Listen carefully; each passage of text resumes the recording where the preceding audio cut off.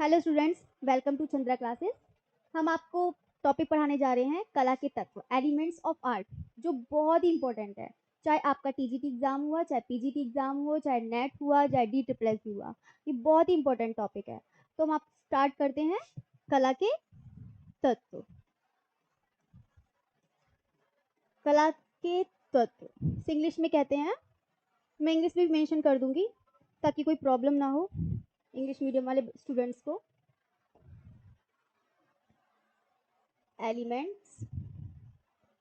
Elements of art, ठीक है। Elements of art, कला के तत्व कितने प्रकार के होते हैं? कला के तत्व 6 प्रकार के होते हैं। यहाँ मेंशन कर देती हूँ, कला के तत्व 6 प्रकार के होते हैं। 1 2 3 4 5 एंड 6, ठीक है। नंबर 1 रेखा, नंबर 2 रूप, एंड नंबर 3 रंग, नंबर 4 तान, एंड नंबर 5 पोत, एंड लास्ट है आपका अंतराल।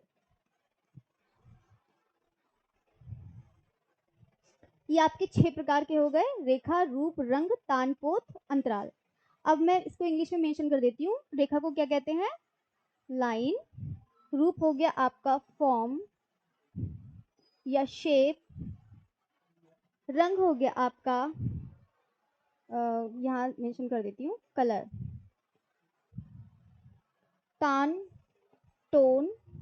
पोत आपका हो गया टेक्सचर। और अंतराल नंबर 6 स्पेस, से क्या कहते हैं? स्पेस। अभी मैं आपको रेखा के बारे में पहले बताती हूँ, रेखा क्या होती है, ठीक है। नेक्स्ट आपका लेते हैं रेखा। फर्स्ट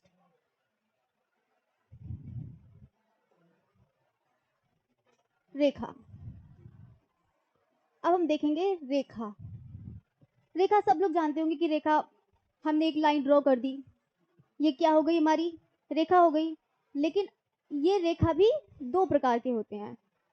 रेखा 2 प्रकार की होती है, तो रेखा को हम डिवाइड करते हैं नंबर 1 एंड नंबर 2, सरल रेखा, एंड नंबर 2 वक्र रेखा।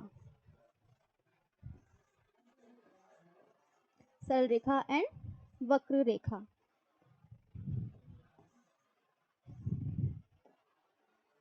वक्र रेखा, ठीक है।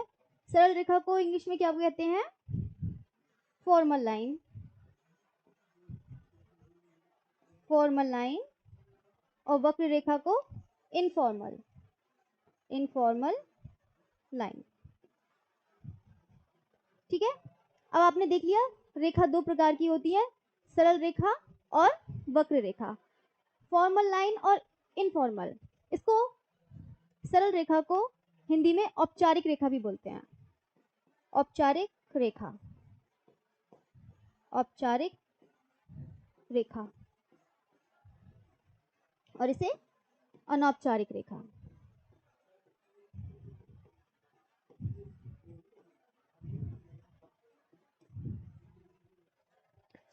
सरल रेखा, अब पहले हम देखते हैं सरल रेखा क्या होती है। सरल रेखा होती है जैसे कि आप कोई भी लाइन एक ड्रॉ करते हैं, जैसे कि मैंने एक लाइन ड्रॉ करी, ये हमारी सरल रेखा हो गई। लेकिन आप ये देखते हैं कि हम लाइन कभी भी इंडेक्स बनाते हैं या टेबल बनाते हैं तो हमें स्केल की जरूरत पड़ती है, ठीक है। लाइन बिल्कुल स्ट्रेट ड्रॉ करने के लिए हमें स्केल की जरूरत पड़ती है। तो स्केल का यूज जब हम करते हैं, तो हम किसी टूल्स का यूज करते हैं या किसी नियम अनुसार कोई भी चीज बनाते हैं, कुछ भी ड्रॉ करते हैं, तो वो हमारी आती है सरल रेखा, यानी कि औपचारिक रेखा। औपचारिक रेखा में जब हम किसी के नियमानुसार बनाते हैं, कोई भी लाइन ड्रॉ करते हैं, तो वो हमारी आ जाती है सरल रेखा में। वक्र रेखा होती है इनफॉर्मल लाइन, बिल्कुल इसका अपोजिट मान लो कि अगर हम फ्री हैंड ड्राइंग करते हैं, जैसे कोई भी हमने फ्री हैंड ड्राइंग करी, जैसे कि आपको मान लो मैंने फ्री हैंड ड्राइंग करी आपकी वक्र रेखा में, ऐसे बनाया फ्री हैंड, मेरे पास सिर्फ एक पेन है ना, कोई कंपास कोई स्केल कुछ भी नहीं है, मैंने एक फ्री हैंड ड्राइंग कर दी, तो ये हमारी क्या हो गई? फ्री हैंड ड्राइंग कर दी मैंने, तो ये हमारी हो गई वक्र रेखा, ये हो गई इनफॉर्मल यानी कि अनौपचारिक रेखा में। अनौपचारिक रेखा में हमें किसी भी टूल्स की जरूरत नहीं पड़ती है। ठीक है, आपको आई थिंक मुझे लगता है समझ में आ गया होगा। रेखा रेखा दो प्रकार की होती है, सरल रेखा, वक्र रेखा, फॉर्मल लाइन और इनफॉर्मल लाइन। ठीक है, अब हम नेक्स्ट बढ़ते हैं। अब रेखा, जैसे कि रेखा कोई भी लाइन स्ट्रेट लाइन होती है, तो क्या ये लाइन वास्तविक है? सिर्फ इसका यही है कि ये सरल रेखा है और ये वक्र रेखा है, लेकिन कोई भी रेखा हमें कुछ ना कुछ प्रदर्शित करती है। जैसे कि मान लीजिए कि ये हमारी स्ट्रेट लाइन है, स्ट्रेट लाइन है, ये स्ट्रेट लाइन। ये स्ट्रेट लाइन कब होती है? जब आपने देखा होगा स्क्रीन पर या वहां पर डॉक्टर के पास, वहां पर आईसी में देखा होगा, जब डेड लाइन होती है, डेड लाइन को किसे कैसे प्रदर्शित करते हैं? बिल्कुल स्ट्रेट लाइन में प्रदर्शित करते हैं।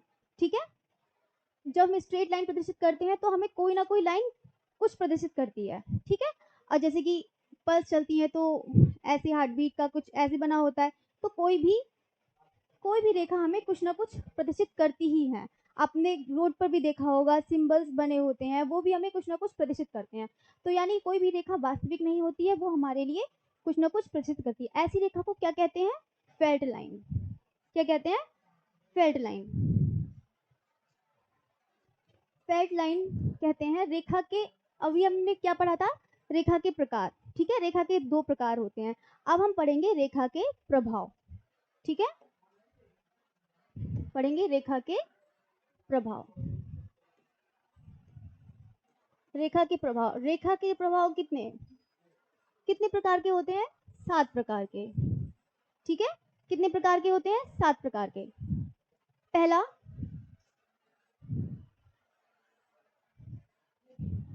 Vertical line. पहली होती है वर्टिकल लाइन। ठीक है, इसको लिख लेते हैं, वर्टिकल लाइन। इसे हिंदी में मेंशन कर देते हैं लंबवत रेखा। लंबवत रेखा, ये नंबर 1 है। नंबर 2 आते हैं, ये नंबर 2 आपका हो गया हॉरिजॉन्टल लाइन। हॉरिजॉन्टल, हॉरिजॉन्टल में एकदम सीधी पड़ी हुई रेखा जिसे कहते हैं हॉरिजॉन्टल लाइन। ये आपकी हो गई horizontal line.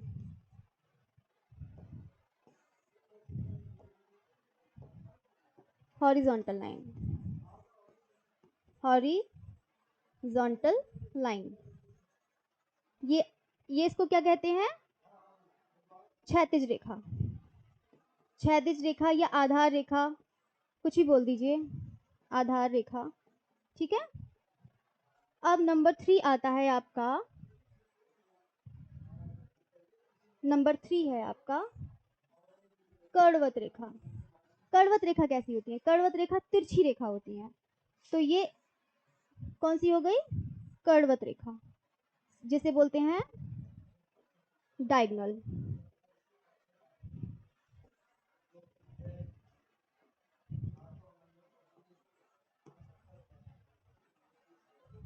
Diagonal line. Diagonal line, इसको हिंदी में क्या कहते हैं? कर्णवत रेखा। कर्णवत रेखा। सबको आई थिंक मुझे लगता है समझ में आ रहा होगा। ठीक है, नंबर 4 आते हैं आपका है, नंबर 4 है आपका कोणीय रेखा।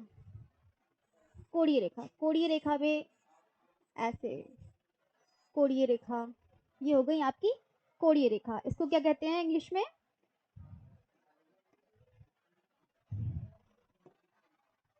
कोणीय रेखा, एंगल, एंगल लाइन, कोणीय रेखा।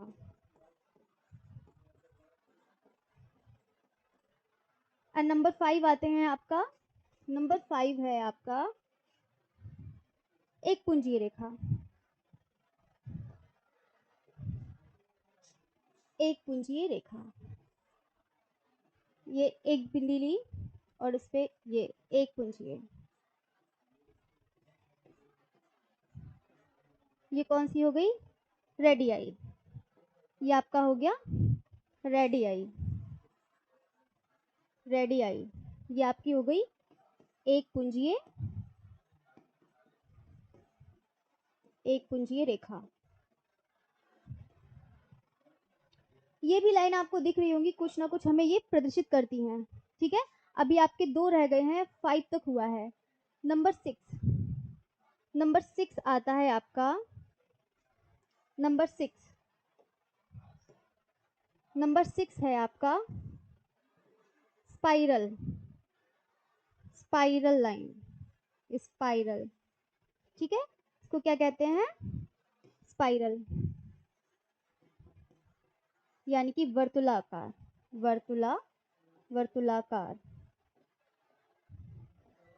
या गोलाकार। दिख रहा है? ठीक है, ये हो गई वर्तुलाकार।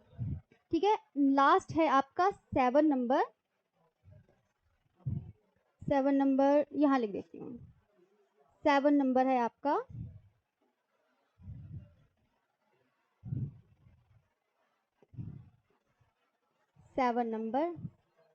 प्रवाह रेखा। ये लाइन आपकी प्रवाह रेखा, आपने समुद्र में देखा होगा, नदियों में देखा होगा, ये होती है प्रवाह रेखा, प्रवाह रेखा, जिसे कहते हैं वेवी लाइन, वेवी लाइन। एक एक करके अब हम समझते हैं। सबसे पहले आता है रेखा, वर्टिकल लाइन, लंबवत रेखा।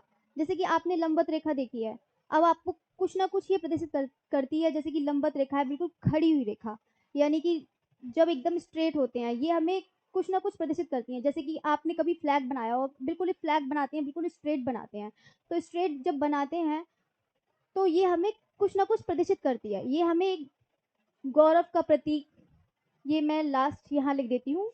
फर्स्ट आप देख लीजिएगा यहाँ पर,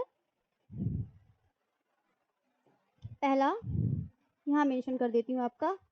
फर्स्ट है आपका जो है ये फर्स्ट, 2, थर्ड हो गया, 4, 5, 6, 7 यहाँ लिख देती हूँ। ठीक है, जो लास्ट 7 लिख देती हूँ बाद में। अब ये पहले देख लो, पहला है आपका लंबवत रेखा। लंबवत रेखा हमें, आप देख रहे होंगे कि ये एकदम खड़ी हुई लाइन है आपकी, लंबवत वर्टिकल लाइन। वर्टिकल लाइन हमें कुछ ना कुछ प्रदर्शित करती है। जैसे कि आप कोई भी कहीं भी देखा होगा, कोई भी, चाहे आपने त्रिशूल बनाया होगा या कुछ भी, ये हमें कुछ ना कुछ प्रदर्शित करती है ना। जैसे कि पहला है गौरव, गौरव का प्रतीक होती है ये, गौरव।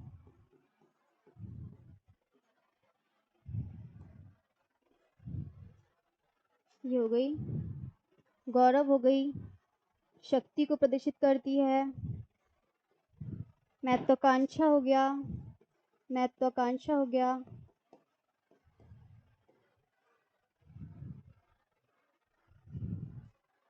आपका शक्ति हो गई, शक्ति को बोल दिया।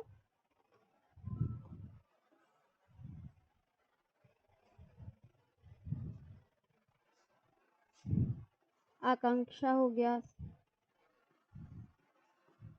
आकांक्षा हो गया, प्रतिष्ठा हो गया, स्थायित्व, स्टेबल, स्थायित्व। ठीक है, ये आपको ये प्रदर्शित करती हैं। अब जैसे कि हॉरिजॉन्टल लाइन, सेकंड है आपका हॉरिजॉन्टल लाइन। हॉरिजॉन्टल लाइन में देखेंगे हम, जैसे हॉरिजॉन्टल लाइन है आपकी, ये हॉरिजॉन्टल लाइन में देखेंगे कि पड़ी हुई रेखा, पड़ी हुई रेखा में क्या होता है, क्या प्रदर्शित करता है। जैसे कि आप बहुत ज़्यादा थक जाते हैं, लेट जाते हैं, तो क्या होता है, ये हमें क्या करता है, एक तो पहला विराम,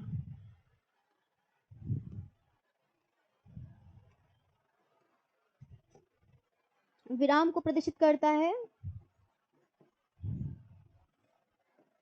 शांति का है,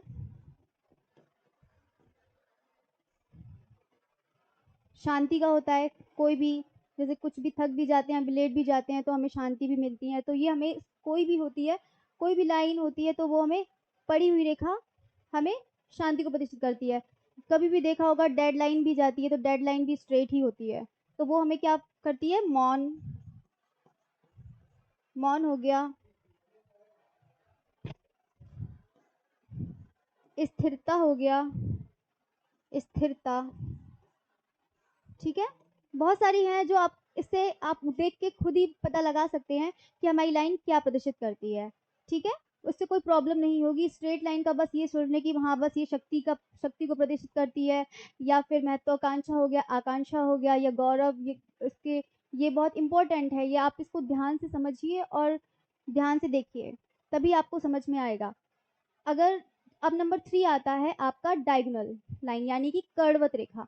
कर्णवत रेखा जैसे कि तिरछी लाइन होती है। तिरछी लाइन, आप कोई भी लाइन को अगर पहचानना चाहते हैं, कोई भी जैसे एग्जाम में कोई भी लाइन आ जाती है तो खुद पर इम्प्लीमेंट करके देखिए कि जैसे कि खुद पर अगर हम देखते हैं, जैसे कि तिरछी लाइन है तो आप खुद भी देखिए, जैसे कि मान लो अभी हमने बताया कि स्ट्रेट लाइन का, आप जैसे कि कोई भी स्टेज पे भी जाते हैं तो गौरव का प्रतीक होते हैं कि कोई स्टेज पे जाते हैं कि हाँ हमें किसी ने बुलाया है, वहां पर जाए तो एक गौरव का प्रतीक है, गौरव को प्रदर्शित करता है, तो हम बिल्कुल स्ट्रेट खड़े होके जाते हैं। ऐसा तो है नहीं झूम के जाते हैं या डांस करके जाते हैं, ऐसा तो है नहीं।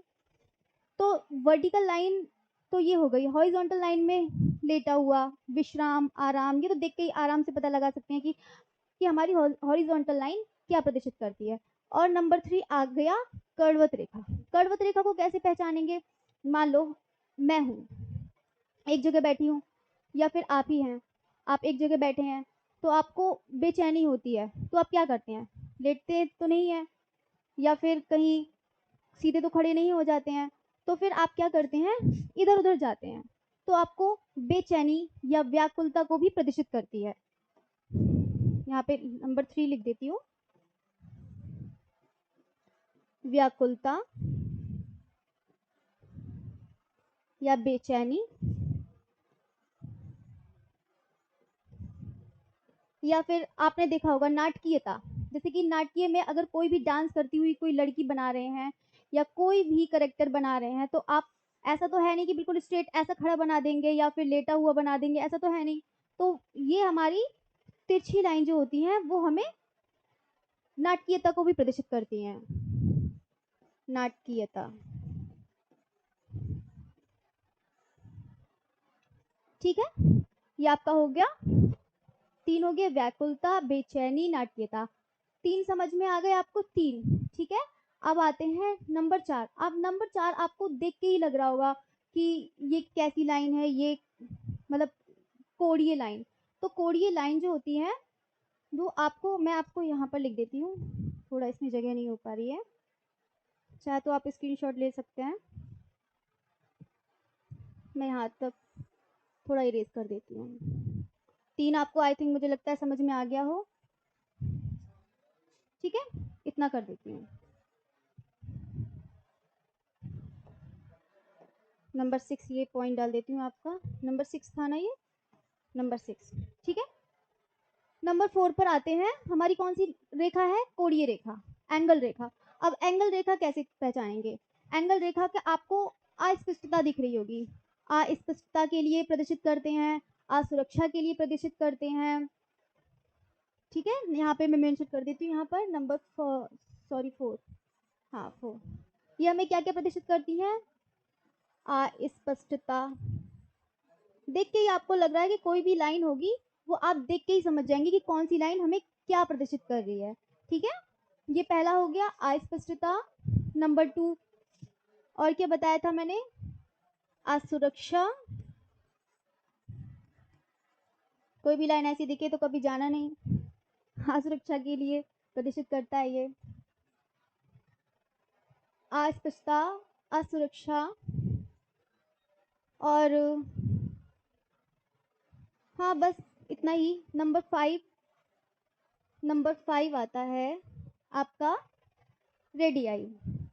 रेडियाई लाइन यहाँ पे लिख देती हूँ, चाहे रेडियाई, ठीक है। ये आपकी रेडियाई लाइन कौन सी है, इसको देख के ही पता लग रहा होगा कि रेडियाई, जैसे मान लो एक सन, मान लो जैसे कि आपने सन देखा है, सन क्या होता है, प्रसार के लिए, प्रसार होता है, उसमें प्रकाश होता है, पहले तो प्रकाश ही लिख सकते हैं इसको, प्रकाश, प्रसार, ठीक है। और आपको देख के लग रहा होगा कि शोभा भी बढ़ा रहा है, ठीक है। ऐसी लाइन शोभा भी बढ़ाता है। घर में भी देखा होगा कि बहुत लोग क्राफ्ट का भी बना लेते हैं, कुछ ऐसे से बना लेते हैं, कुछ सुंदर से बना लेते हैं, तो ये हमारी शोभा को भी प्रदर्शित करता है, ठीक है। ये हमारी शक्ति को प्रदर्शित करता है। कभी भी आपने देखा होगा कि जैसे कि स्क्रीन में देखा होगा बहुत सारे लोग माथे पर तिलक भी लगा लेते हैं, सन का बना के लगते हैं, तो ये हमारे शक्ति को भी प्रदर्शित करता है, ठीक है। अब आता है नंबर 6। नंबर 6 आता है आपका, मैं यहाँ पे नंबर 6, यही है आपका नंबर 6, यहाँ पे लिख देती हूँ आपका नंबर 6, ठीक है। ये आता है आपका नंबर 6। नंबर 6 में आपका क्या है? स्पाइरल।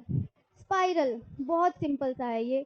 जैसे स्पाइरल, आपने स्नेक तो देखा होगा, वो ऐसे गोल गोल घूमा हुआ होता है, बैठा हुआ होता है, आप तो उसको देख के डर जाते हैं। तो सबसे पहले आपको तो यहाँ पे भ्रम लिख लो। यहाँ पे मैं दूसरा कलर ले लेती हूँ, ठीक है। ये हो गया भ्रम, ठीक है। ये आ गया आपका भ्रम। फिर आपका स्पाइरल, ये ये आपकी लयात्मक, ये आपको देख के लग रहा होगा स्पाइरल ऐसे गोल गोल ऐसी लाइन है आपकी, ये आपको लयात्मक या लयपूर्ण गति के लिए भी प्रदर्शित करती हैं। लयपूर्ण गति,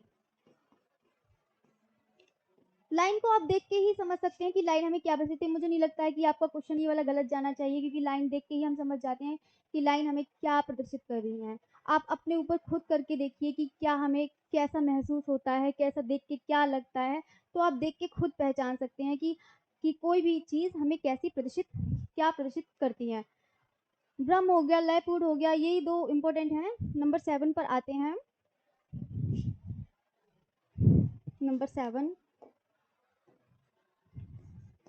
नंबर 7 है आपका प्रभा रेखा। ये भी बहुत सिंपल है, इसको देख के ही बता सकते हैं कि प्रभा रेखा, प्रभा रेखा में लयात्मक गति होती है। ये तो वैसे भी समुद्र में देखा होगा, नदियों में देखा होगा, वेव्स देखी होंगी, ये तो आप देखे होते हैं। कोई भी अगर आप डिज़ाइन बनाते हैं, फूल पत्ती कोई भी डिज़ाइन बनाते हैं, कोई भी आलेखन बनाते हैं, कुछ भी बनाते हैं, तो हम लयात्मक रेखाओं का ही प्रयोग करते हैं। तो इसमें लयात्मक रेखाओं को ही प्रयोग करते हैं, तो इसमें तो आप दिखा दें, क्योंकि ये लावण्य को प्रदर्शित करती है। लावण्य मतलब सौंदर्य, ब्यूटीफुल, लावण्य हो गया, सौंदर्य हो गया, निरंतर गति हो गई, निरंतर गति, ठीक है। आप देख के ही कोई भी लाइन होगी तो आप देख के ही पता लगा सकते हैं कि कौन सी लाइन हमारी क्या प्रदर्शित कर रही है, ठीक है। अब हम नेक्स्ट टॉपिक आपका लेके चलते हैं। अभी आपके क्या क्या हो गए? कला के तत्व हो गए 6 प्रकार के। अभी हम रेखा के बारे में पढ़ रहे हैं। रेखा के बारे में बता दिया कि रेखा क्या होती है, रेखा के प्रकार बता दिए, रेखा के प्रभाव बता दिए। अब हम आते हैं रेखा के प्रभाव। रेखा के प्रभाव बता दिए, रेखांकन पर आते हैं। अब रेखांकन क्या होता है? आपने रेखा तो पढ़ लिया, लेकिन रेखांकन क्या होते हैं अब देखते हैं। नेक्स्ट अब देखते हैं रेखांकन।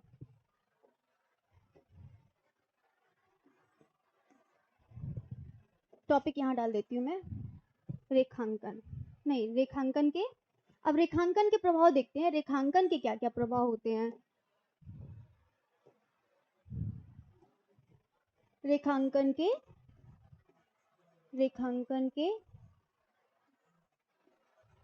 प्रभाव।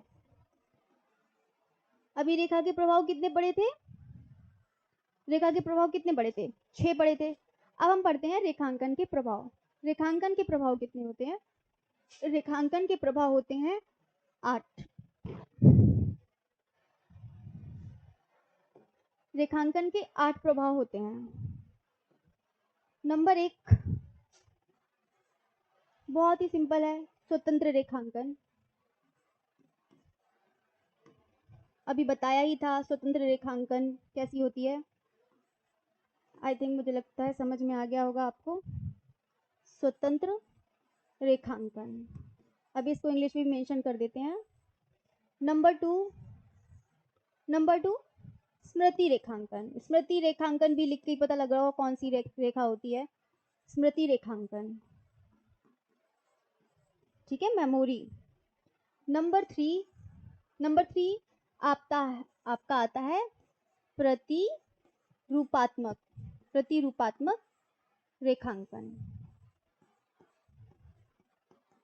प्रतिरूपात्मक रेखांकन। नंबर 4 आपका आता है सांकेतिक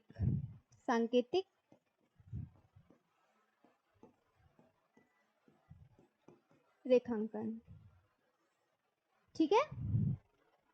नंबर 1 स्वतंत्र रेखांकन, नंबर 2 स्मृति रेखांकन, नंबर 3 प्रतिरूपात्मक रेखांकन, नंबर 4 सांकेतिक रेखांकन एंड नंबर 5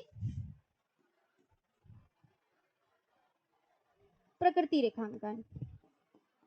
ये भी आप बहुत ही इजी है, अभी बताते हैं आपको। नंबर 6 वस्तु रेखांकन, इसमें आपको इंग्लिश में मेंशन कर देती हूँ।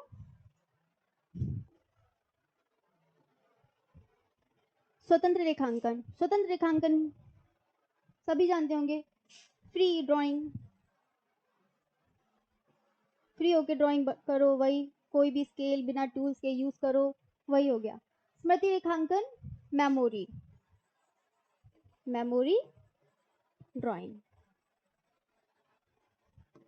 ठीक है। नंबर 3 आता है प्रतिरूपात्मक रेखांकन, यानी कि कॉपी पेस्ट, यानी कि रिप्रेजेंटेशनल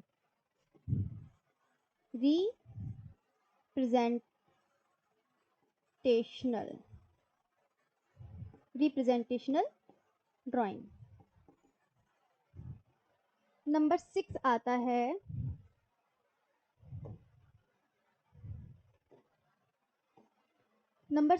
है सांकेतिक यानी कि गेस्चर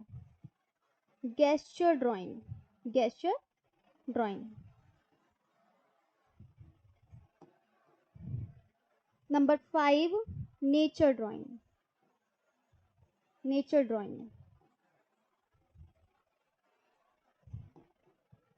नंबर 5 ऑब्जेक्ट ड्राइंग, ठीक है। अब आपने 6 लिख लिए, 7 1 2 3 4 5 6 7 एक रह गया, स्वतंत्र रेखा, स्मृति रेखा, सांकेतिक 7 नंबर रह गया, वेट अभी बताते हैं। 7 नंबर है आपका सीमांत रेखांकन।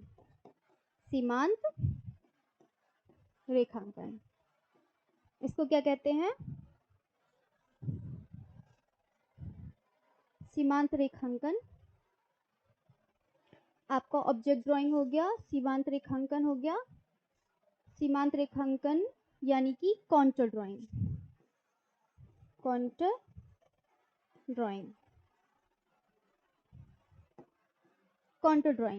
ठीक है। आपके आई थिंक 7 हो गए पूरे कंप्लीट।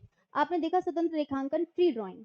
नंबर 2 स्मृति रेखांकन, ये भी आप जानते हैं। नंबर 3 प्रतिरूपात्मक रिप्रेजेंटेशन यानी कि कॉपी पेस्ट। पहले हम एक एक करके समझाते हैं। नंबर 1 आते हैं स्वतंत्र रेखांकन, जैसे कि आप समझ लीजिए, मैं आपको एग्जांपल बताती हूँ। जैसे कि फ्री ड्राइंग में आपको बताया था कि आप कोई भी बिना टूल्स के कोई भी चीज, पेंसिल हो, पेन हो, कुछ भी यूज करते हैं तो वो आ जाता है स्वतंत्र रेखांकन में। अब बिना किसी टूल्स का, कोई भी बिना प्रयोग किए वो कोई भी ड्राइंग करते हैं तो वो आता है हमारा स्वतंत्र रेखांकन में। स्मृति रेखांकन में क्या होती है? मेमोरी ड्राइंग यानी कि जो हमारे दिमाग में चलता है, जैसे कि हमारे दिमाग में कोई भी चल रहा है कि हाँ, कि मैंने किसी फील्ड में किसी बच्चे को खेलते हुए देखा और मैंने फिर घर जाके एक ड्राइंग कर ली, ठीक है। तो ये हमारी हो गई स्मृति रेखांकन। स्मृति रेखांकन में आपने बचपन में भी ड्राइंग करी होगी, तो मेमोरी ड्राइंग आती थी। तो मेमोरी ड्राइंग में जो भी हम कोई भी ऑब्जेक्ट देते होंगे, चाहे बॉटल हो, चाहे बैट हो, चाहे बॉल हो, ये सब हमारी क्या आ जाती है? सब स्मृति रेखांकन में आती हैं। प्रतिरूपात्मक रेखांकन में क्या होता है? कॉपी पेस्ट, यानी कि जैसा हमने देखा वैसी बना दिया।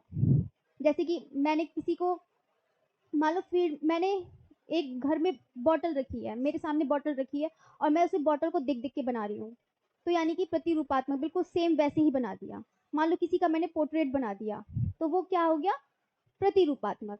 ये आ गया रिप्रेजेंटेशनल ड्राइंग में। ठीक है, अब आपका आता है नंबर 4। नंबर 4 है सांकेतिक, gesture drawing. Gesture drawing, gesture drawing जैसे कि आप ये समझ लो, इसमें पता लगता है जैसे कि कोई भी ये है, कोई भी पिक्चर है, जैसे कि आप कोई भी पिक्चर कोई भी ड्रॉ कर रहे हैं, कोई भी, जैसे कि फील्ड है, ये आपकी फील्ड है, ठीक है, और ये यहाँ पर खेल रहा है ये, ठीक है, यहाँ पे कोई भी बॉडी है, कोई भी बॉडी को अगर बना रहे हैं, जैसे कि कोई वहाँ पे प्लेयर कोई खेल रहा है, आपने देखा कि वहाँ पर कोई खेल रहा है और आपने तुरंत कैच कर लिया कि ठीक है, अब आपने एक उसकी फोटो ली और आपने एक फोटो रखी पास में और उसको लाइन से ड्रॉ करना शुरू कर दिया। पहले हम फर्स्ट स्ट्रक्चर ऐसे बनाते हैं। गेस्चर में होता क्या है कि इसमें पेंसिल को लूज पकड़ी जाती है और इसमें बहुत सारी लाइनिंग आ जाती है, बहुत सारी लाइनिंग आती है, जैसे कि अब आपने उसके हेयर बनाएंगे, फिर उसके कॉलर बनाएंगे, फिर आपकी इसकी स्लीव बनाएंगे, यहाँ पे धरातल से ये देखेंगे कि बॉल उसकी कितनी डिस्टेंस, कितना डिस्टेंस है। बस इसमें गेस्चर में बस यही पता लगता है कि हमारा वस्तु का आयतन पता चलता है कि हाँ हमारा कितना, मतलब मेजरमेंट का, समझ लीजिए मेजरमेंट का पता लग जाता है गेस्चर ड्राइंग में। ठीक है, ये आपका आता है प्रकृति, गेस्चर ड्राइंग हो गई। नंबर 5 आता है प्रकृति रेखांकन, नेचर ड्राइंग। नेचर ड्राइंग में क्या करते हैं, नेचर ड्राइंग तो बहुत सिंपल है, सभी जानते हो कि सब नेचर, तो जो नेचर से रिलेटेड हो, यानी कि जो प्रकृति से रिलेटेड हो, वो नेचर ड्राइंग हो गई। जैसे प्रकृति से रिलेटेड हो गया, पेड़ हो गए, पौधे हो गए, कुछ भी हो गया, स्काई हो गया आपका, जानवर हो गया, कुछ भी जो भी प्रकृति से रिलेटेड हो, वो सारे के सारे वो किससे आ जाता है, नेचर ड्राइंग में। अब आता है हमारा वस्तु रेखांकन। वस्तु रेखांकन बहुत सारे स्टूडेंट ने पढ़ा होगा, देखो स्टिल लाइफ, जैसे ड्राइंग की कोई ग्रेजुएशन में नहीं होगा जिनके पास ड्राइंग, तो खैर वो लोग नहीं जानते होंगे। वस्तु रेखांकन यानी कि किसी भी ऑब्जेक्ट को, जैसे कि कोई भी ऑब्जेक्ट रखा हुआ हो, जैसे आईजीटी बॉम्बे का एग्जाम तो दिया होगा, तो उसमें देखा होगा कि एक सामने वो वस्तु को रख देते हैं या फिर उसको देख देख के हम बनाते हैं, तो वो हमारी हो गई ऑब्जेक्ट ड्राइंग में। अब आता है नंबर 7, सीमांत रेखांकन। सीमांत रेखांकन जैसे कोई भी वस्तु है, कोई भी वस्तु का रेखा तो होता नहीं है, मान लो कोई भी वस्तु की अगर प्रकाश पड़ता है, शैडो आती है, तो कोई इसमें कोई परछाई परछाई होती है, कोई रेखांकन नहीं होता है। लेकिन आपने देखा होगा कि जब वो परछाई पड़ती है तो फिर हमें एक रेखांकन का आभास होता है, तो ये हमारी क्या कहलाती है, जैसे कि कोई भी मान लो ये बॉल ले ली, ठीक है, यहाँ पे सनलाइट पड़ रही है, ठीक है, सनलाइट पड़ी है तो यहाँ पर एक शेडो बन गई, ठीक है, यहाँ पे शेडो बन गई इस बॉल के नीचे, इस बॉल के नीचे क्या बन गई, शेडो बन गई। तो ये हमारा क्या क्या प्रदर्शित कर रहा है, ये हमारे सीमांत, यानी कि ये जो हो गई, ये जो रेखांकन हुआ है, ये हमारा सिर्फ रेखांकन का आभास करता है, लेकिन इसमें रेखा नहीं होती है। ठीक है, ये आपको आई थिंक मुझे लगता है समझ में आ गया हो। ठीक है, नेक्स्ट आगे की तरफ बढ़ते हैं, रूप। ये हमारा खत्म हो गया है, ठीक है, नेक्स्ट बढ़ते हैं, रूप। सेकंड आपका टॉपिक आ गया है रूप। नंबर 2 रूप है। रूप क्या होता है, रूप फॉर्म या शेप, इंग्लिश में लिख देती हूँ, फॉर्म या शेप, फॉर्म और शेप। जैसे फॉर्म और शेप क्या होता है, किसी भी वस्तु की आकृति को, कोई भी वस्तु हो, उसकी आकृति हो, चाहे किसी का फेस हो, चाहे किसी का कोई भी हो, वस्तु हो किसी की, उसकी आकृति को क्या कहते हैं, रूप। तो यहाँ पर अगर परिभाषा लिखना चाहें तो लिख सकते हैं, किसी भी वस्तु की आकृति को रूप कहते हैं, रूप कहते हैं। ठीक है, रूप भी, जैसे कि रेखा को आपने पढ़ा, रेखा कितने प्रकार की होती है, रेखा 2 प्रकार की होती है, ऐसे रूप भी 2 प्रकार के होते हैं। रूप को 2 प्रकार में, 2 प्रकार इसको भी डिवाइड करते हैं, रूप, रूप को भी 2 प्रकार में डिवाइड करते हैं। रूप एक होती है नियमित, नियमित या सम्मित।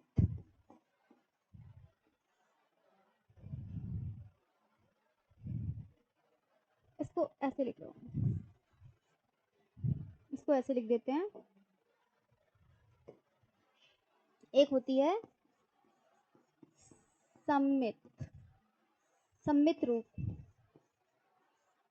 यानी कि सिमेट्रिकल। इंग्लिश में मेंशन कर देती हूँ, अभी रुक जाइए, अभी करती हूँ। Number 1 and number 2, असम्मित। ठीक है, असम्मित, असम्मित रूप। इंग्लिश में लिख देती हूँ, वेट। हाँ, असम्मित को इंग्लिश में बोलते हैं symmetrical, symmetrical form, symmetrical form. और असम्मित को बोलते हैं एसिमेट्रिकल, एसिमेट्रिकल,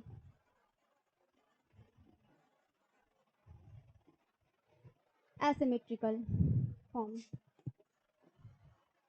ठीक है, जैसे कि आपने पढ़े थे कि रेखा, रेखा भी दो प्रकार की होती है। अब हम रूप को देखते हैं, रूप भी दो प्रकार के होते हैं, सिमेट्रिकल और एसिमेट्रिकल। सिमेट्रिकल में क्या होता है, यानी कि असममित।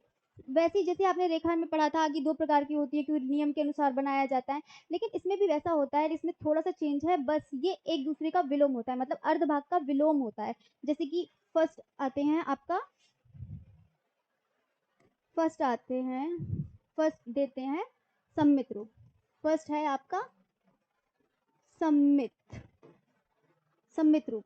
सम्मित रूप में आप देखेंगे, जैसे कि मैं बताती हूँ आपको, जैसे कि हमने ओवल बना लिया, ठीक है, ओवल बना लिया, यहाँ पे एक ट्राइंगल बना लिया, और एक यहाँ पर हमने एक रेक्टेंगल बना लिया। ठीक है, एक रेक्टेंगल बना लिया।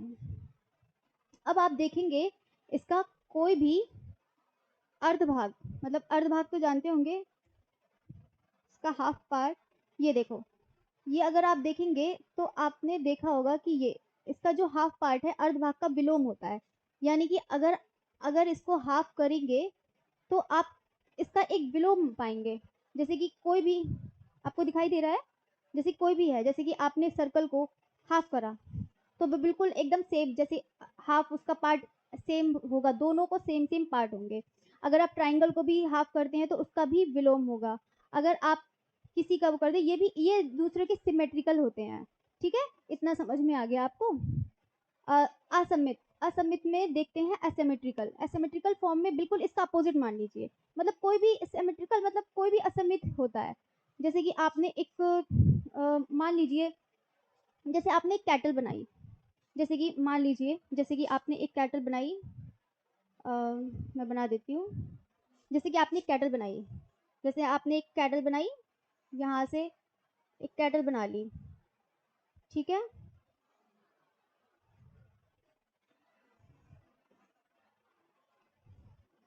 बहुत सिंपल, सिर्फ समझाने के लिए ऐसे बना रही हूँ। ठीक है, एक कैटल बना ली मैंने, ठीक है।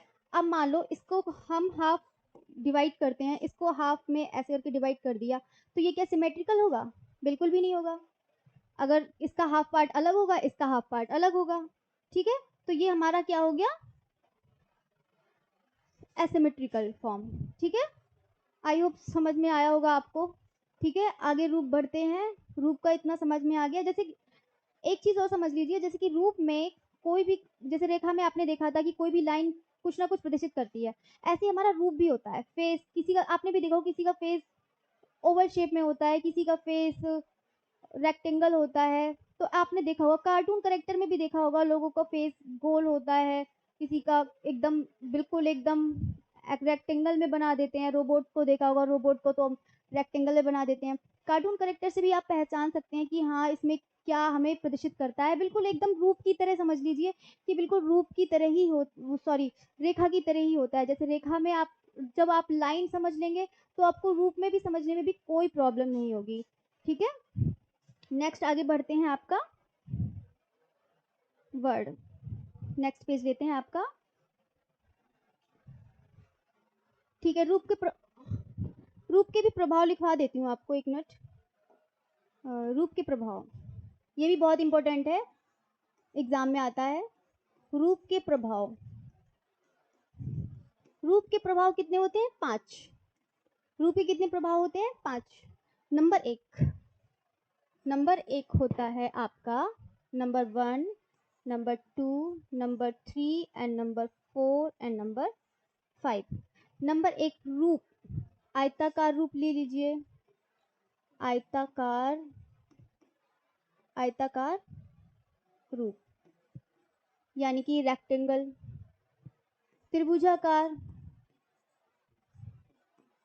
त्रिभुजाकार,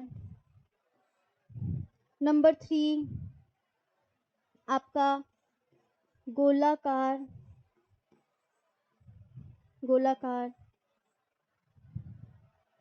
या नंबर 4 अंडाकार। आयताकार रूप, त्रिभुजाकार रूप, गोलाकार, अंडाकार। नंबर 5 आपका वर्गाकार। वर्गाकार, आयताकार लगभग सेम है, लेकिन कुछ चीजें इसमें अलग हैं, बताते हैं आपको। रूप,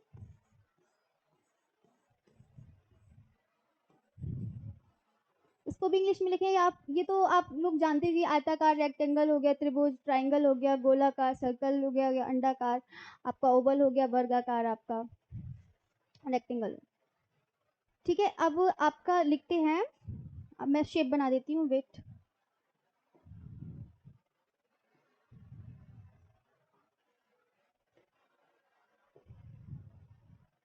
आयताकार लगभग ऐसा, आयताकार तो पता है ना कि आयताकार क्या होता है, जिसकी आमने सामने की भुजाएं बराबर हो। त्रिभुजाकार, ये त्रिभुजाकार, गोलाकार, अंडाकार, वर्गाकार, जिसकी चारों भुजाएं बराबर हो। ठीक है,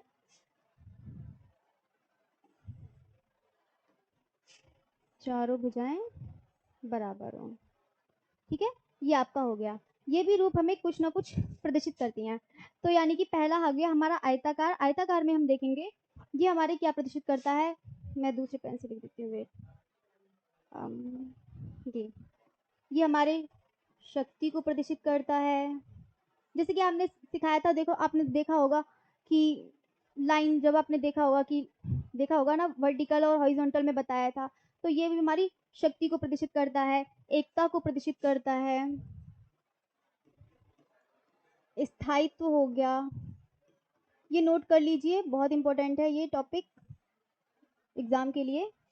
त्रिभुजाकार में क्या होता है, जैसे आपको देख के क्या लगता है? त्रिभुजाकार आपने देखा होगा, सिंबल भी देखे होंगे, जब आप रोड पर जाते होंगे बहुत सारे सिंबल देखे होंगे, तो सिंबल में आपको एक त्रिभुजाकार है, तो त्रिभुजाकार में आपको क्या प्रदर्शित करता है आपका? जैसे कि सुरक्षा का हो गया,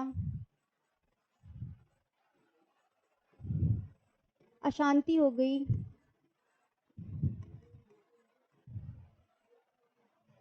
और आपका विकास का हो गया, प्रजनन, ये भी बहुत इंपॉर्टेंट है, प्रजनन।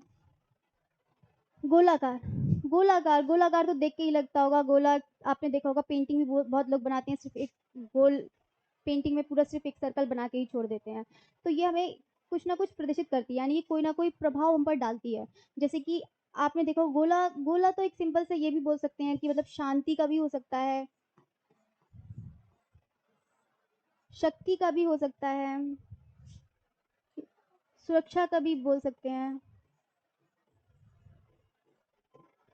और ये जैसे कि आपने देखो ब्रह्मांड भी बोल सकते हैं, हाँ ब्रह्मांड का। ठीक है, अब आ गया नंबर 4 अंडाकार। अब 4 नंबर अंडाकार के रूप में अंडाकार रूप देखते हैं। तो अंडाकार रूप में क्या हमें प्रभाव डालता है? जैसे कि अंडाकार तो वैसे भी देखने में लावड़ है, जैसे कि आपने वो देखा होगा स्पाइरल वाला, जैसे मैंने बताया था कि लावड़े का होगा, या स्पाइरल मतलब गति का होगा।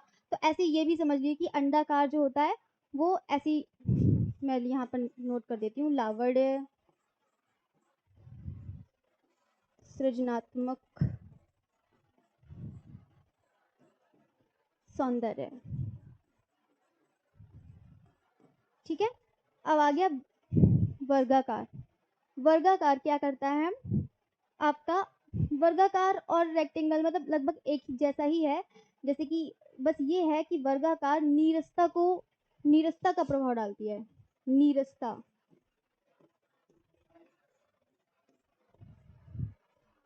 स्थायित्व सेम सेम है, बस इसमें थोड़ा सा ये अलग है नीरसता का। ठीक है, अब हम आपका दो आपके नंबर खत्म हो चुके हैं। नंबर आपने समझ लिया रंग, सॉरी आपने समझ लिया रेखा, नंबर 2 रूप। ठीक है, अब नंबर 3 पर बढ़ते हैं हम, रंग पर।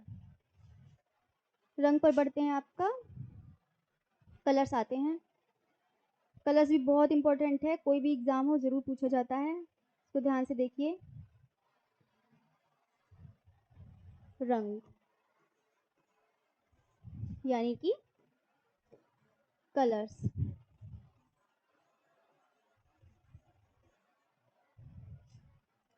कलर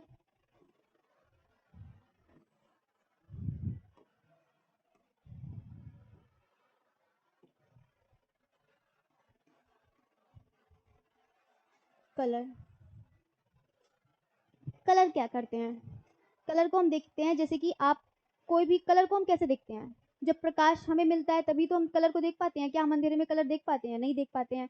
जब हमें प्रकाश की रोशनी पड़ती है तो हम कलर को देख पा रहे हैं। क्या हम अंधेरे में किसी भी कलर को देख पाते हैं? लेकिन नहीं देख पाते हैं, थोड़ा थोड़ा बस आभास होता है, लेकिन हम कलर को नहीं देख पाते हैं। ठीक है, अब जैसे कि कोई भी प्रकाश की रोशनी, जैसे कि एक मान लो ये सन है, जैसे कि मैंने बनाया यहाँ पर सन, यहाँ पे सन बनाया, और यहाँ पे हम अपने आंखों के द्वारा तो देखते हैं, तो यहाँ पर हमने एक आईज बना ली। ठीक है, एक यहाँ पर हमने आईज बना ली। ये हमारा आंखों का क्या हो गया? रेटिना। ये रेटिना है। ठीक है, हम रेटिना के द्वारा ही हम कलर्स देखते हैं, लेकिन रेटिना के पार्श्व में जो रोड्स और कोन्स होते हैं, रोड्स और कोन्स होते हैं, इसको ध्यान से समझना। रोड्स और कोन्स, मान लो कोन्स ऐसे बना दिए, रोड्स ऐसे बना दिए। ठीक है, रोड्स और कोन्स होते हैं। ये रोड्स हो गया और ये कोन्स हो गया। ठीक है, रोड्स और कोन्स, और ये हमारा हो गया सन। ठीक है,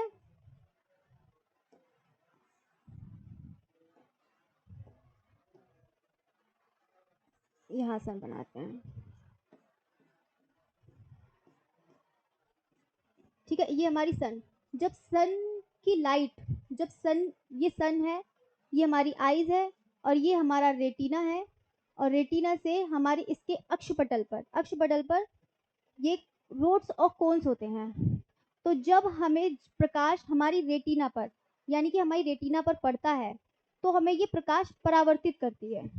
जब ये रेटिना पर पड़ता है तो ये प्रकाश परावर्तित करती है। ठीक है, जब प्रकाश परावर्तित करती है तब हम कलर्स देख पाते हैं, और अन्यथा हम कलर नहीं देख पाएंगे। कुछ रंग ऐसे होते हैं, जैसे कि मान लो कोई भी रंग, हमें आपने देखा होगा कि अब आपके मन में चल रहा होगा कि ऐसा कैसे हो सकता है कि मतलब कोई भी कलर्स, क्या सारे कलर्स पे नहीं पड़ते हैं? तो हमें ऐसा होता है, जैसे कोई भी वस्तु है, कोई भी वस्तु, मान लो ये मेरी बॉल है, येलो कलर की है, ये बॉल है, ये येलो कलर की है। अब इस पे जिस कलर की होगी उस कलर का प्रकाश पड़ेगा हमारी रेटिना, यानी कि हमारे रोड्स और कोन्स पे पड़ेगा। जो रोड्स होते हैं वो तो हमें क्या प्रदर्शित करते हैं? सिर्फ काले और सफेद, मतलब काले और सफेद की अनुभूति होती है। और हमें कोन्स होते हैं, बाकी जो जो कोन्स होते हैं वो हमें सारे कलर्स दिखाई देते हैं, चाहे रेड हो गया, ग्रीन हो गया, ब्लू हो गया, कोई सा भी कलर हो, वो हमें कोन्स के द्वारा दिखाई देते हैं। ठीक है, इतना आपको समझ में आ गया? जैसे कि आप एक पॉइंट लिख लीजिए, जब जब सभी रंग जब सभी रंग जब सभी रंग वस्तु पर जब सभी रंग वस्तु पर जब सभी रंग वस्तु पर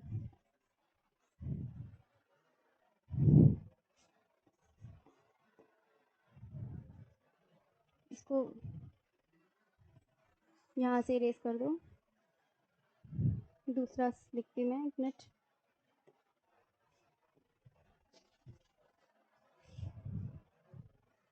आप ये मान लीजिए जैसे कि जब जब प्रकाश में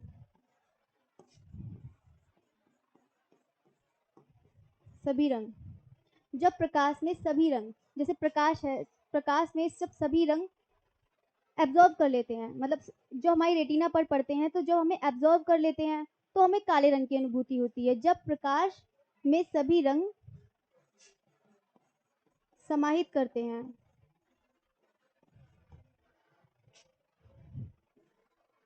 समाहित करते हैं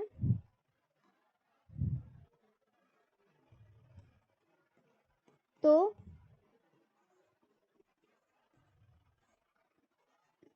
काले और सफेद रंग की अनुभूति होती है।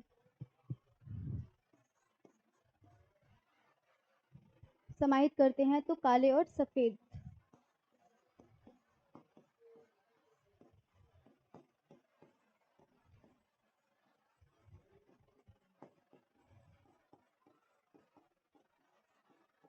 सिंपल सा है, मैं आपको बताती हूँ स्टार्टिंग से। जैसे कि ये सन है, सन में कोई भी लाइट अगर हमारी रेटिना पर पड़ती है तो रेटिना के सूक्ष्म पटल मतलब अक्षपटल में सूक्ष्म ग्रंथियां होती हैं, रोड्स और कोन्स। रोड्स के द्वारा हम काले और सफेद रंग को हम देख पाते हैं, और कोन्स में हम बाकी जो कलर्स हैं वो सब हम देखते हैं। तो अब हम ये देखते हैं कि जैसे कि कोई भी वस्तु मान लो येलो कलर की है और मैंने उसको देखा तो वो हमें सिर्फ वही कलर करेगी और दूसरा कलर हमें रिफ्लेक्ट नहीं करेगी, और बाकी जो कलर्स बचे हुए जो शेष रंग जो होते हैं वो हमारे अंदर एब्जॉर्ब कर लेते हैं, मतलब हमारे अंदर नहीं, मतलब आंखों के जो अक्षपटल हैं, जो सूक्ष्म ग्रंथियां हैं, वो उसके अंदर एब्जॉर्ब कर लेती हैं। तो इससे बाकी कलर, यानी कि जो हमें एक ही कलर का होगा तो हमें एक ही कलर, मतलब अगर ये ब्लू कलर है तो हमें ब्लू कलर कैसे दिखाई दे रहा है, क्योंकि इसने हमें परावर्तित कर दिया, प्रकाश के किरणों ने हमें परावर्तित कर दिया है तो ब्लू कलर। और हमें ब्लैक कलर की तरफ देखना है तो ब्लैक कलर भी अभी, बाकी शेष रंग हमें एब्जॉर्ब कर लेते हैं, मतलब एब्जॉर्ब कर लेते हैं तो वो दिखाई नहीं देते हैं। जो एब्जॉर्ब कर लेते हैं वो ब्लैक कलर के हो जाते हैं, मतलब उसमें कोई भी कलर नहीं होता है, वो उसमें कोई भी कलर नहीं दिखाते हैं। जिस कलर, जो भी हमें कलर देखना होता है, सिर्फ हमें वो कलर परावर्तित करती है, तभी हमें कोन्स के द्वारा दिखाई देता है। ठीक है, अब ये तो आपके इतना समझ में आ गया होगा। अब आगे बढ़ते हैं, प्रकाश की मुख्य रंगतें। ठीक है, प्रकाश की मुख्य रंगतें, प्रकाश की मुख्य रंगतें पे देखते हैं। ठीक है, हेडिंग डालते हैं, प्रकाश की मुख्य रंगतें।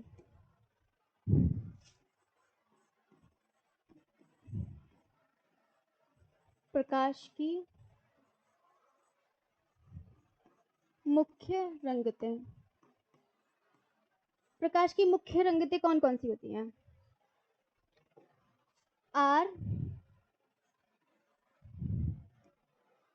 जी एन बी, RGB, यानी कि ये क्या हो गया, red,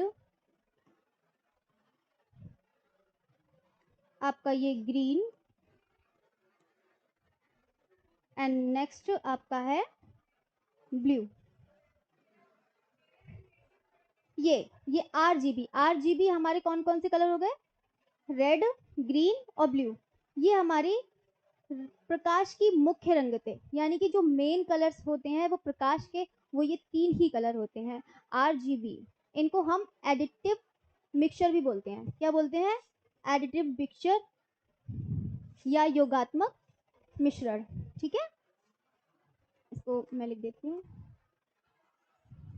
additive, edited, additive mixture,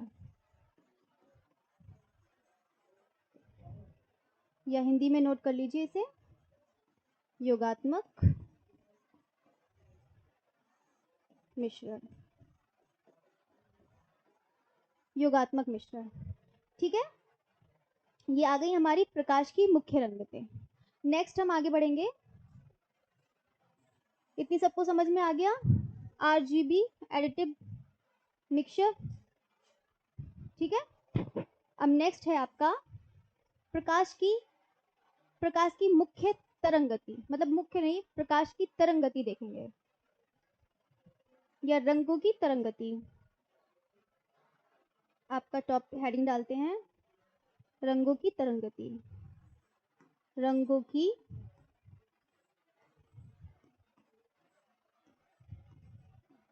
तरंगति। रंगों की तरंगति देखते हैं। रंगों की तरंगति में आप सब लोग ने देखा होगा, रंगों की तरंगति में आप जैसे कि इस सिद्धांत का, जैसे तरंगति, इस सिद्धांत का प्रतिपादन सर, आपने सुना होगा, न्यूटन का नाम सुना होगा, न्यूटन का नाम सुना होगा ना आपने, कि सर, नाम लिख देती हूँ मैं आपका, एक मिनट, 1660 ईस्वी में किया था।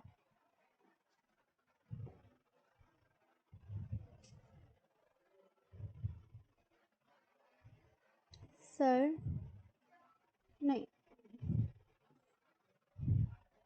सर आइजक, आइजक न्यूटन, या Isaac, sir John Isaac Newton, या न्यूटन, एक मिनट,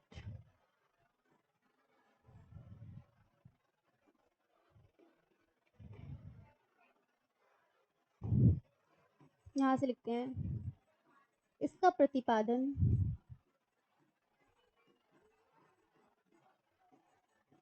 आइजक न्यूटन ने किया था। न्यूटन ने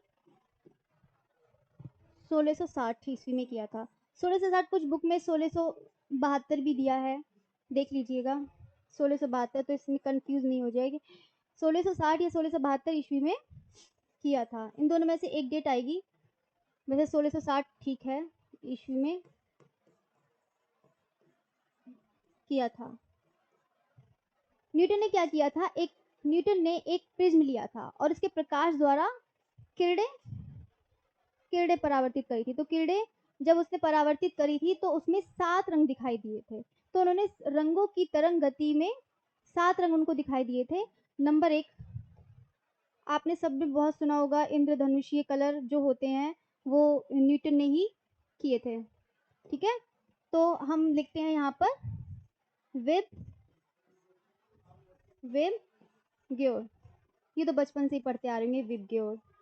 7 कलर, 1 2 3 4 5, सॉरी,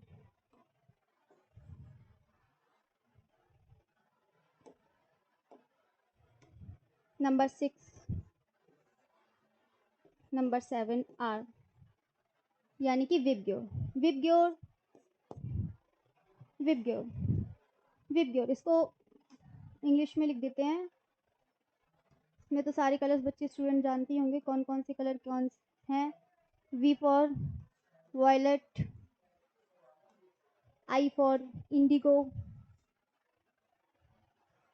इंडिगो कौन सा कलर होता है, नीला। वायलेट बैगनी। B, blue colour, blue, blue कैसा होता है, आसमानी। जी, ग्रीन, ग्रीन ले लो, ग्रीन, ग्रीन, हरा। फिर आपका येलो, येलो, पीला। फिर आके आपका ऑरेंज, ऑरेंज, ऑरेंज, आपका ये ऑरेंज हो गया, नारंगी, और लास्ट आपका है रेड।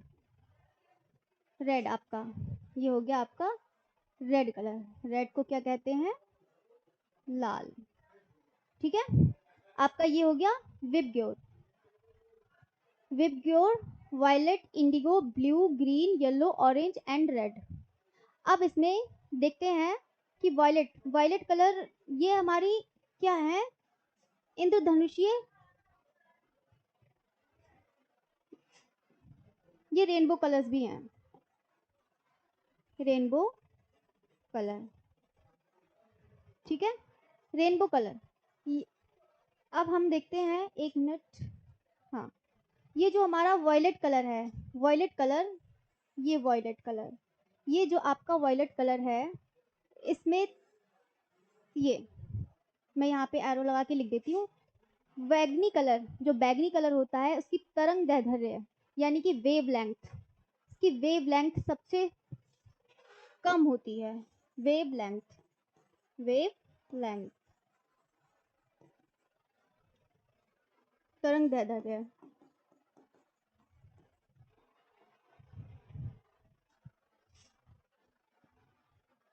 इसकी सबसे कम होती है।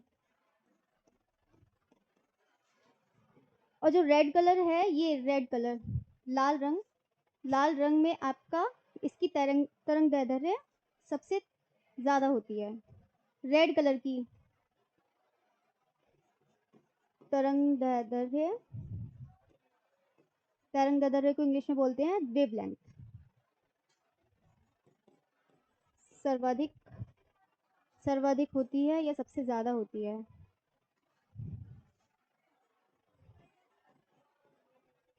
सर्वाधिक होती है।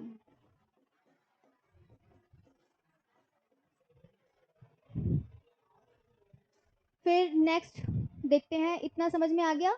रंगों की तरंगति, इसका प्रतिबंध आइजैक न्यूटन ने किया था 1660 या 1672 ईस्वी में किया था। और इसके विबग्योर इंद्रधनुषीय रंग violet, indigo, blue, green, yellow, orange, red. ठीक है, याद रखना इसका, ये बहुत इंपॉर्टेंट क्वेश्चन है एग्जाम के लिए। ये वायलेट कलर, तरंग दैर्ध्य सबसे, वेव लेंथ सबसे कम बैगनी रंग में होती है, और सबसे ज्यादा तरंग दैर्ध्य सर्वाधिक रेड कलर में होती है। आपने देखा होगा ट्रेन में जब लाइट जलती है तो कौन सी कलर की होती है? रेड कलर की होती है। वो दूर से ही हम पता लगा लगते हैं कि हाँ, कि उसकी बहुत ज्यादा, मतलब बहुत ज्यादा लाइट होती है, यानी कि जो प्रसार, यानी कि जो दूर तक फैल जाए, उसको सबसे जल्दी दिखाई दे, उसकी यानी कि वेवलेंथ सबसे तेज हमारी रेड कलर की होती है। ठीक है, इतना समझ में आ गया? अब नेक्स्ट अब बढ़ते हैं कलर्स के, मतलब किसने कितने प्रकार के कलर्स क्या करा है, विष्णु धर्मोत्तर पुराण में कितने कलर्स माने हैं। ठीक है, अब नेक्स्ट हम देखते हैं कि हाँ, आपने आरजीबी पढ़ लिया, आपने विबग्योर पढ़ लिया, लेकिन आपने प्रिंटिंग कलर, प्रिंटिंग कलर देखते हैं पहले। पहले देखते हैं प्रिंटिंग कलर। प्रिंटिंग कलर यानी कि process colour, printing colour, sorry, printing colour,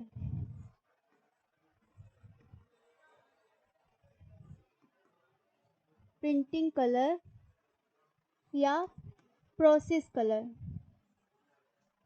process colour. ठीक है, ये होते हैं छपाई रंग, छपाई रंग। ये सारी जो भी होते हैं ये कलर्स क्या होते हैं? ये कलर्स होते हैं केमिकल कलर।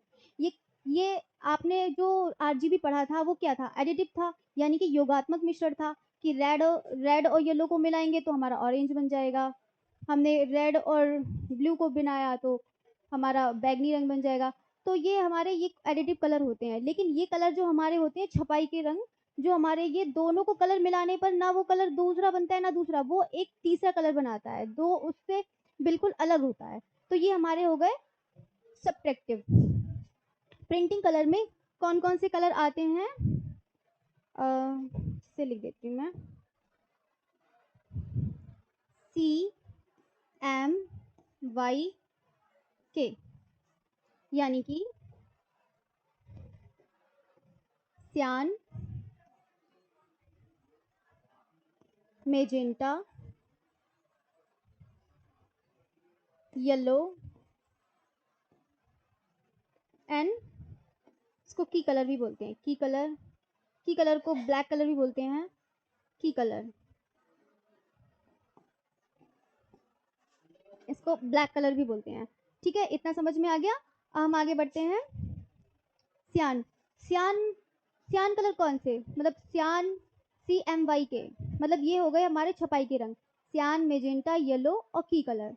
की कलर में मतलब सियान, सियान कौन से दो कलर से मिलके बनता है, ये भी बहुत एग्जाम में पूछा जाता है। कभी मेजेंटा का भी पूछ सकते हैं, येलो का भी पूछ सकते हैं। ठीक है, तो अगर हम आगे देखते हैं, सियान कलर किससे बनता है, रेड कलर से बनता है। जैसे कि ब्लू, तो ब्लू है तो ब्लू से कर लेते हैं। ठीक है, सियान कलर बनता है ब्लू और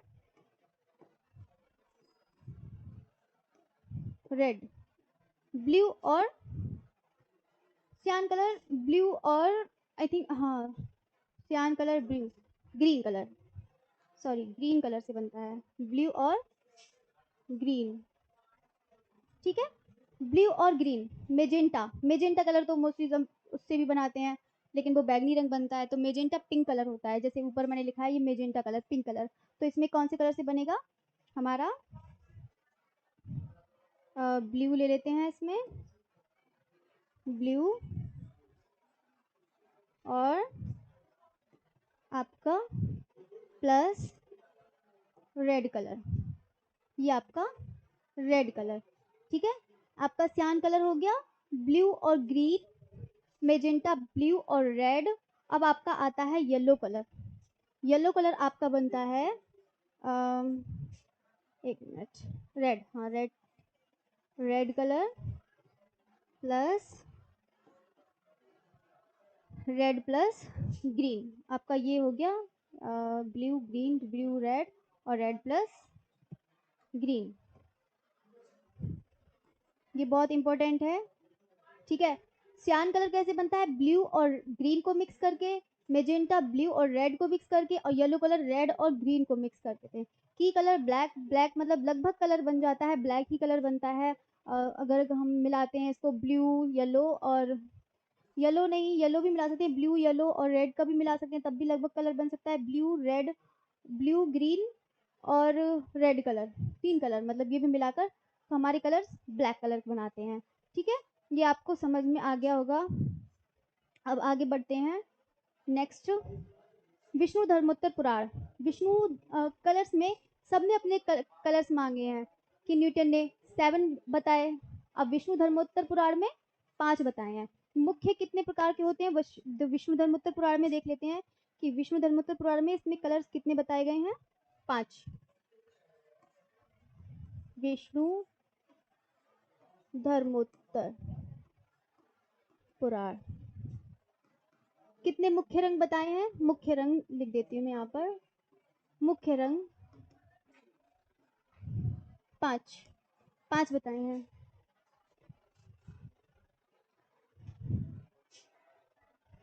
ठीक है, मुख्य रंग 5 बताए हैं। नंबर 1 श्वेत,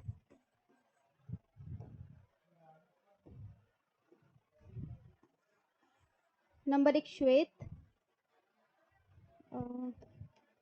रक्त, सॉरी रक्त, नंबर 3 पीत, एंड नंबर 4 श्वेत रक्त पीत, नील, और लास्ट आपका आपका है कृष्ण।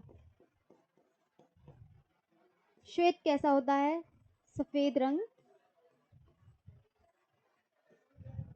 रक्त आपका लाल हो गया, पीत आपका हो गया पीला, नील आपका हो गया नीला, और कृष्ण आपका जो भी है ब्लैक, काला। ठीक है, अब हमने सबको आपको बता दिए कि विष्णु धर्मोत्तर पुराण में कितने मुख्य रंग बताए हैं, न्यूटन ने कितने बताए, और वैसे मुख्य रंग कितने प्रकार के होते हैं वो भी सब बता दिए, और प्रकाश के भी बता दिए कि मुख्य रंगतें कौन सी होती हैं। ठीक है, आपको यहाँ पर मैं बस इतना ही बता रही हूँ। नेक्स्ट आपको कल मैं आपकी वीडियो में बताऊंगी नाट्य शास्त्र में भी कितने रंग बताए। नाट्य शास्त्र में 3 रंग बताए हैं। नाट्य शास्त्र में 3 कलर बताए हैं। ठीक है, इसको मैं कल आपको बताऊंगी। आज की वीडियो यहीं तक। ठीक है, इसको कल मैं डिटेल से बताऊंगी। नाट्य शास्त्र में प्राइमरी, सेकेंडरी कलर और टर्शरी कलर, प्राथमिक, द्वितीयक या तृतीयक। ठीक है, आज की वीडियो यहाँ पर स्टॉप कर रही हूँ। अगर आपकी वीडियो अच्छी लगी है तो प्लीज़ लाइक और सब्सक्राइब जरूर करिएगा। ठीक है, थैंक यू।